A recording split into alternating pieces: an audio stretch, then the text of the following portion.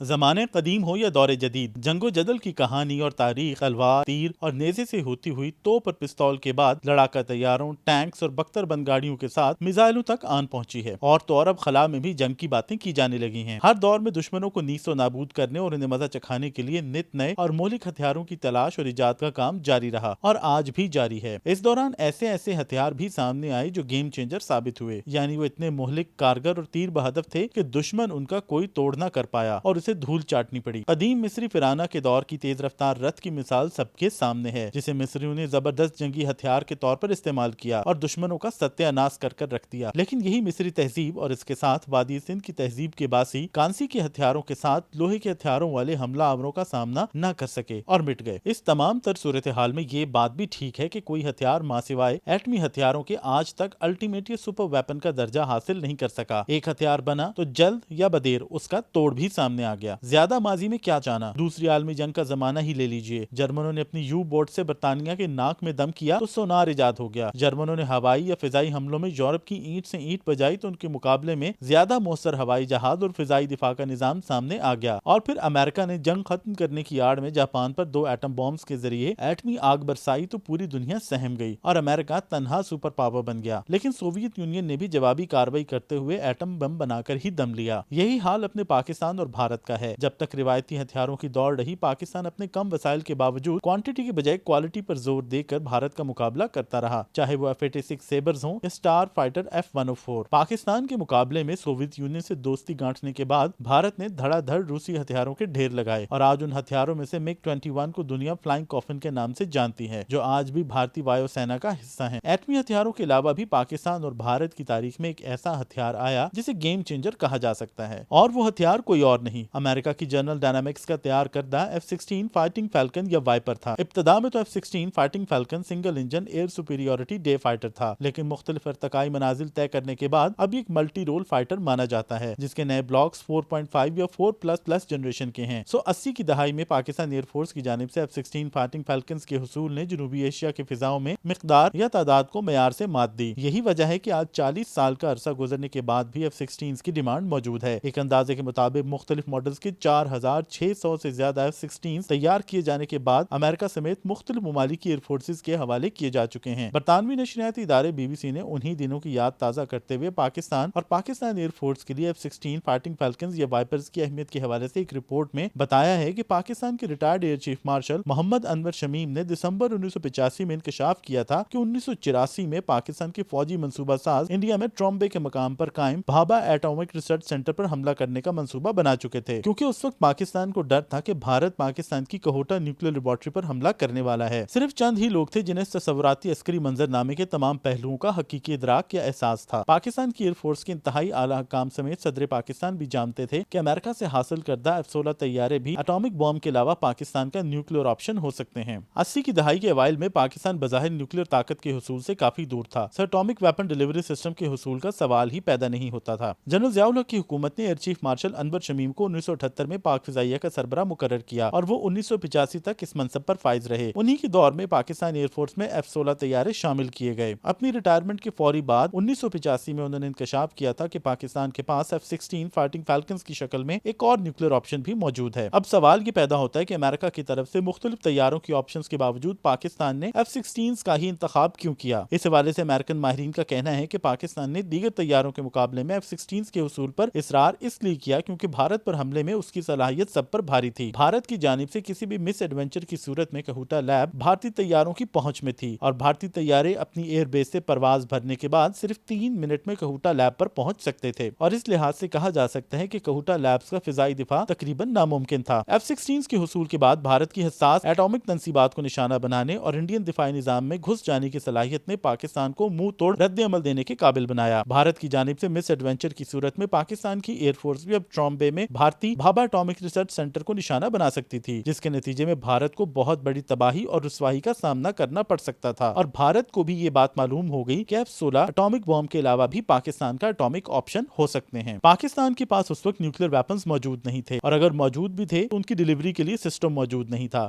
F-16 طیاروں کے حصول کے بعد پاکستان کو قابل بھروسہ نیوکلیئر ویپن ڈیلیوری سسٹم بھی ملا، اور اگر بھارت کی جانب سے کہوٹا لیب کے خلاف کسی بھی قسم کی مہم جوہی کی جاتی تو پاکستان کو منہ توڑ جواب دینے کی صلاحیت بھی حاصل ہوئی۔ پاکستان ایئر فورس کے سربراہ ایئر چیف مارشل ریٹائرڈ انور شمیم کے مطابق 1979 میں صدر جنرل ضیاء الحق نے کہوٹہ میں جوہری اثاثوں کے بارے میں بات چیت کے لیے انہیں بلایا تھا، کیونکہ صدر ضیاء کے پاس مصدقہ اطلاعات تھیں کہ بھارت کہوٹہ پر حملے اور اسے تباہ کرنے کا منصوبہ بنا رہا ہے۔ اپنی کتاب میں بھی انہوں نے لکھا ہے کہ انہوں نے جنرل ضیاء سے کہا کہ کہوٹہ کا فضائی دفاع ناممکن ہے، کیونکہ یہ بھارتی طیاروں کی پہنچ سے صرف 3 منٹ کی پرواز کے فاصلے پر ہے، جبکہ پاکستان کے پاس جواب دینے کے لیے 8 منٹ کا وقت ہے، اور جب تک پی اے ایف کے طیارے متعلقہ مقام پر بھارتی طیاروں کا سامنا کرنے کے لیے پہنچیں گے اس وقت تک دشمن اپنا کام دکھا چکا ہوگا۔ جنرل ضیاء کے سوال پہ ایئر چیف مارشل انور شمیم نے جواب دیا کہ انتہائی جدید ترین طیارے اور جدید ہتھیار حاصل کیے جائیں، اور اگر بھارت باز نہ آئے تو پاکستان ایئر فورس ٹرومبے میں انڈین اٹامک ریسرچ سینٹر کو اڑا دے۔ پاکستان کو اس وقت خیال تھا کہ بھارت کو اس سے کہیں زیادہ نقصان پہنچایا جائے جتنا وہ پاکستان کو پہنچائے۔ صدر ضیاء کو مشورہ دیا کہ وہ ملٹی رول فائٹر F-16 کو جدید ہتھیاروں سمیت حاصل کریں، جو پاکستان ایئر فورس کی ضروریات کے لیے بہترین اور موزوں ترین آپشن ہے۔ 1981 میں امریکن انتظامیہ نے پاکستان کو F-5As کی پیشکش کی اور بعد میں F-5Gs بھی دینے کے لیے کہا گیا، لیکن پاکستان نے F-16 کے سوا کوئی اور طیارہ حاصل کرنے سے انکار کر دیا۔ یوں پاکستان ایئر فورس دنیا کی ان فضائی افواج میں شامل ہوئی جو ابتدائی طور پر یا شروع کے دنوں میں ہی F-16 حاصل کرنے میں کامیاب رہے۔ جنوری 1983 میں پاکستان کو F-16 طیاروں کا پہلا دستہ موصول ہوا، اور اس کے بعد صدر ضیاء کو باضابطہ طور پر آگاہ کیا گیا کہ اب بھارت کہوٹہ پر حملہ نہیں کرے گا، کیونکہ اب اس پر واضح ہو چکا ہے کہ اگر کوئی مس ایڈونچر کیا گیا تو پاکستان بھی ٹرومبے میں ان کے اٹامک ریسرچ سینٹر کو اڑا دے گا۔ F-16 طیاروں کے حصول کے بعد سے بھارت نے پاکستان کے خلاف کسی قسم کا بڑا مس ایڈونچر کرنے کی کوئی حماقت نہیں کی۔ کارگل تنازع کے دوران بھی بھارت نے انڈین ایئر فورس کو لائن آف کنٹرول میں اپنے زیر قبضہ علاقوں میں محدود ٹھکانوں کو نشانہ بنانے کے لیے استعمال کیا۔ کارگل کے دوران پاکستان ایئر فورس کو پوری طرح فعال نہیں کیا گیا۔ 2019 میں انڈین فورس کے بالا کوٹ میں حملوں کے دوران پاکستان ایئر فورس نے انڈین MiG-21 بائزن طیارہ مار گرایا۔ بھارت کی جانب سے خوب واویلا کیا گیا کہ پاکستان نے اس کے خلاف F-16 کا استعمال کیا ہے، لیکن پاکستان نے اس بات کو مسترد کر دیا۔ پاکستان کے پاس موجود 70 یا 80 کے قریب F-16 طیارے نہ صرف قومی فخر ہیں اور بلکہ دنیا کی ایلیٹ ایئر فورسز میں پاکستان ایئر فورس کو ایک بڑا مقام بھی دلاتی ہیں۔ پاکستان اپنے F-16 کو سوویت اور افغان ایئر فورس کے خلاف بھی استعمال کر چکا ہے۔ 1980 کی دہائی کے آخر میں جب سوویت اور افغان طیارے سرحد پار کر کے پاکستان میں مجاہدین کے تربیتی کیمپوں کو نشانہ بنانے کے لیے آتے تھے تو پاکستان ایئر فورس کے طیاروں نے 1986 سے 1990 کے دوران کم از کم 10 افغان اور روسی طیارے، ہیلی کاپٹر اور ٹرانسپورٹ طیارے مار گرائے۔ F-16 کے حوالے سے پاکستان کو امریکہ کی بدنام زمانہ پریسلر ترمیم کا سامنا بھی کرنا پڑا، جب پاکستان کی طرف سے تمام تر ادائیگی کے باوجود پاکستان ایئر فورس کے لیے تیار کیے گئے F-16 طیارے امریکہ میں سٹور کر دیے گئے، اور پاکستان کو ایٹامک پروگرام کے حوالے سے نام نہاد پابندیوں کا شکار بنا کر امریکہ نے پاکستان کو تمام تر ادائیگی کے باوجود ایک غاصب کا کردار ادا کیا اور پاکستان ایئر فورس کو اس کے طیارے دینے سے انکار کیا۔ لیکن وقت کا پہیہ الٹا گھوما اور 9/11 کے بعد جب امریکہ کو ایک بار پھر پاکستان کی ضرورت پڑی تو اسے F-16 طیاروں کی آفر کی گئی، جسے پاکستان نے خوشی خوشی قبول کر لیا، اور اس آفر کے نتیجے میں پاکستان ایئر فورس کو نہ صرف جدید ترین بلاک 52 پلس F-16 طیارے ملے بلکہ پاکستان نے اپنے پرانے F-16 کو بھی دور جدید کے تقاضوں کے مطابق اپ گریڈ کیا۔ 9/11 کے بعد امریکہ کی جانب سے پاکستان کو 18 جدید ترین بلاک 52 F-16 طیارے دیے گئے، جن کی مالیت تقریباً $1.40 تھی۔ اس کے ساتھ ہی ٹارگٹ کلنگ پوڈز اور الیکٹرانک وارفیئر پوڈز بھی دیے گئے۔ پاکستان کو پرانے F-16 کے اپ گریڈیشن کے لیے کٹس بھی دی گئیں۔ اپ گریڈیشن کے بعد پاکستان کے پرانے F-16 بھی بلاک 52 ٹائپ طیاروں کے ہم پلہ سمجھے جاتے ہیں۔